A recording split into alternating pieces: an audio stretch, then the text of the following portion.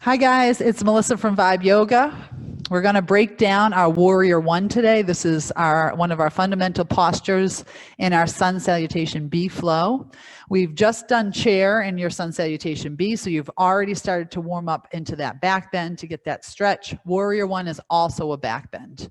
We're going to start by stepping back into it, making sure we have our feet in the right position, and then we'll talk a little bit about the step forward, which is what you need to do in the Sun Salutation B and how you can modify that as well.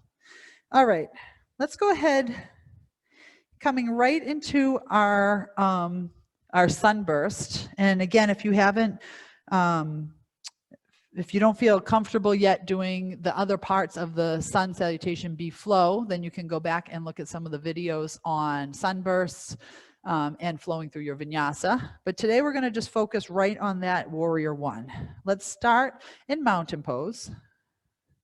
Inhale, reach the arms up overhead. So this is a back bend here a little bit as you let the heart reach up towards the ceiling. As you exhale, keep that flat back, hinge forward, and let it all flow forward. Inhale to your flat back, and we're going to step back into our Warrior One. So with the straight back, I'm bringing my hands next to my feet, and I'm going to step the left foot back. We're going to start on the right side. It's not as wide a stance as your lunge or your Warrior Two because you're keeping your hips forward. So instead of having a stance where our hips are sideways and we can get wider, in Warrior One, your hips are forward. So you don't have as long of a stride in your Warrior One. So we're going to step that left foot back, and you'll find where it's a good position for you. The right knee is going to stay bent, and you want to keep the right knee over the right ankle. So if your knee is too far forward, then you want to step back a little more. And if your knee can't bend or is too far behind the ankle, you want to step a little bit forward. Okay, so my left foot, my ankle on my heel is grounded and my foot is at 45 degrees. If I'm off my heel, then I might need to step it a little bit forward. My left leg is straight and strong. My hips stay forward and my shoulders stay forward and my right knee is bent. The other thing that I tend to do is leave some space between my heels. So if I drew a line from both of my heels to the front of my mat, I have about 6 inches between them. That gives me more room for my hips to come forward. This is an option. It's taught different ways. You can keep that foot aligned right behind the other foot and still try to keep those hips forward. It's a little bit harder to balance that way. Or you can keep this little bit of space between those heels. So again, it's like if I drew lines front and back from my heels, I'm on railroad tracks. Okay, we've been here for a while. Let's push into that left leg nice and straight. Right knee is bent. And then we're going to bring the arms forward and up. Engage the core for stability here, coming into your Warrior One. All right, so let's talk about what's going on here. My left leg is internally rotated. So internal is coming into the center line in the front of the body. External is coming away from the center line in the front of the body. My left leg is internal. That means my outer hip is moving forward and my inner thigh is moving back. I'm pushing actively through the outer edge of my left foot. I sprained my ankles a lot in college playing basketball, so something like that may not be comfortable for you and takes time to develop the strength in the ankles. Sometimes it's the little things that really create difficulty for us in these postures. My left leg is strong, my right knee is bent. I'm trying to keep that knee over the ankle. So my hips are forward. Yours might not come exactly to the front of the mat, but you want that sensation. What you're feeling is a stretch in your psoas, the front of the left thigh. You might also feel a nice stretch through the calf. I feel a lot of work being done in my right glute and my right quad. Arms come up. Just like when we're in chair pose, we're in this back bend. My heart is reaching up towards the ceiling. My gaze is up at the corner of the wall in the ceiling, and my hands are reaching up and back, but at the same time, I'm trying to keep my shoulders down away from my ears. Here's your Warrior One. Let's take 3 breaths here, really feeling this pose. It's a back bend. It's a stretch in the front of the left leg and the calf, and my right glute and quad are doing the strengthening here. On this last inhale, drive those thumbs up and back, feeling that long lengthening through the back. Exhale with control, hinging forward, hands come down around the right foot. And we'll step forward. Inhale your heart forward. Exhale, step the left foot forward. Forward fold. Inhale, flat back. Exhale, forward fold. Inhale, rising up to standing. And exhaling, hands to heart. We'll take that warrior one to the other side. Inhale, reach the arms up. Exhale, forward fold. Inhale, flat back. Hands come to the mat. Step the right leg back. Find that 45-degree angle. Again, take your time as you're practicing your warrior one to really understand what your alignment needs to look like. We want to keep those hips level with the front of the mat, grounding through the outer edge of the right foot. I like to keep that space between my heels. So again, if I draw that line from my heels, I've got about 6 inches between them.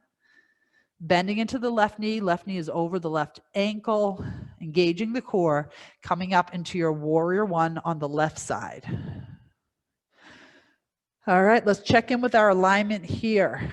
Grounding through the outer edge of the right foot, that right hip is coming forward, the right leg internally rotating.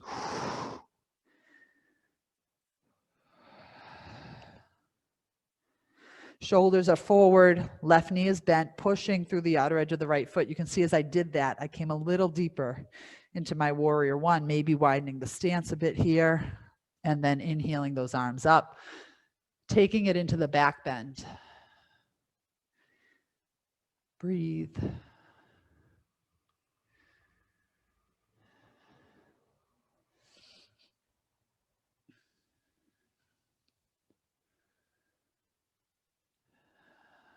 So as you hold these poses, you can start to observe, where are you getting the stretch? Where are you strengthening? It might feel different from side to side. I feel much more of a calf stretch on my right side. Just a sign that my alignment isn't totally symmetrical. None of us are. One more inhale here. As you exhale with a strong abs, we're going to bring the hands down to the mat. Bring your weight forward and exhale, step that right foot forward. Inhale, flat back. Exhale, forward fold. And inhale, coming up to standing. Exhale, hands to heart. All right, those are our warrior ones. When we're moving through our Sun Salutation B, one of the hard things to do is to have to step forward into it. And this is difficult for a lot of people as they're starting their yoga practice, to get that knee up and forward, creating enough room, both from flexibility and also from core strength, our ability to really bring that knee up and forward. And sometimes your body's just not going to ever be in a place where you can do it without coming down on your knee. What am I talking about? All right, let's talk about what happens in Sun Salutation B. Excuse me.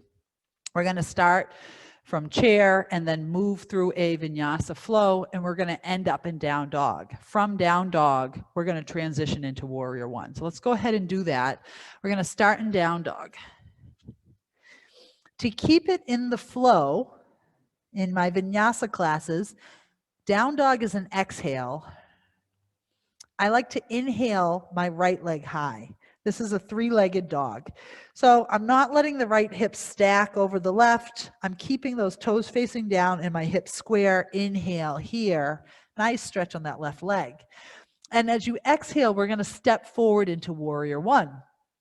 So exhaling, stepping that right foot between the hands until you can get it to 90 degrees. Now, I would say the majority of people who come into the studio don't yet have the flexibility to get that foot all the way forward. Here's what we do. Inhale it up, exhale, stepping it through. I'm going to drop down onto my knees, bring that foot forward. I want to get my knee right over the ankle. A lot of beginners also are doing this. We want it all the way forward. We want this 90-degree angle here. Once I do that, I can come off my left knee, adjust the left foot for warrior one, and inhale up into warrior one. When you're flowing with your breath in Sun Salutation B, we're only moving in and out of this. So the other biggest move in your Sun Salutation B is to come all the way down here, step back, bringing both feet back and flowing into your vinyasa. Let's take it on the left side from down dog. Inhale the left leg high. Exhale, step that left foot through. Adjust the right foot and inhale up into warrior one. That's why it's so important to practice this warrior one for a longer time, to know where you want your feet to be, how that alignment feels, because once we start putting it into the Sun Salutation B, you're moving in and out of it very quickly. Let's practice that again with the modified step forward. From down dog, inhale the left leg high, and exhale, come down to your knees, step that left foot forward, then come off that right knee, adjust the foot, and inhale up into warrior one. As you exhale, you're going to bring the hands down, step back. You can see I have to step my right foot back as well because I've hopped it forward just a bit, and we're going to flow through that vinyasa, lowering down, inhaling, and exhaling to down dog.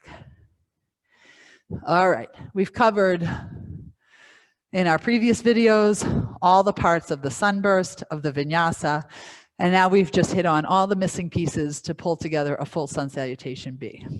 So at any time you can review these different pieces, and then we're going to put it all together in our Sun Salutation B flow. Thank you for practicing with me today.